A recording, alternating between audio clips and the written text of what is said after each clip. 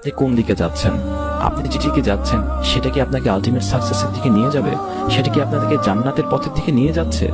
আপনি একটু ভাবার চেষ্টা করুন, একটু বুঝুন, থামুন। আর কত? ওই লাইফটাতে শান্তি নেই, ওই লাইফটাতে শান্তি নেই। আসলে আপনি আল্লাহ থেকে দূরে থেকে কখনো শান্তি পাবেন না। ট্রু ওয়ার্ডস, আপনি আল্লাহ থেকে দূরে থেকে কখনো শান্তি পাবেন না।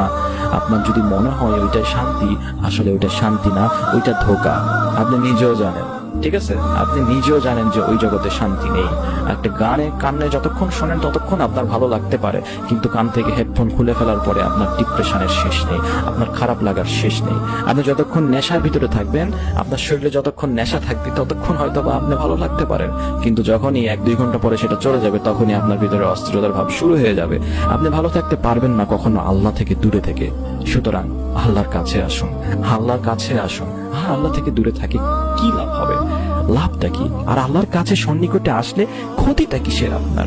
বরং তো সে জায়গায় লাভ আল্লাহ, কারণ তিনি হচ্ছেন আমাদের রব। তিনি আমাদেরকে খাওয়ান, তিনি আমাদেরকে পড়ান, তিনি আমাদের each and everything, each and every বিষয়গুলো আমাদেরকে দিয়ে সাহায্য করেন। তাহলে আমরা কেন আল্লাহ থেকে নিজেদেরকে দূরে রাখবো? কেন আল্লাহ থেকে আমাকে পালিয়ে বেড়াবো? কেন যখনই নামাজের সময় হবে তখনই আমরা কেটে পড়বো? নামাজের আজান দিচ্ছে কিন্তু মসজিদের সামনে দিয়ে আমরা যাচ্ছি, কিন্তু তারপরও মসজিদের ভিতরে যাচ্ছি না। কেন এমনটা করছি? কেন আমি দূরে দূরে পালাচ্ছি?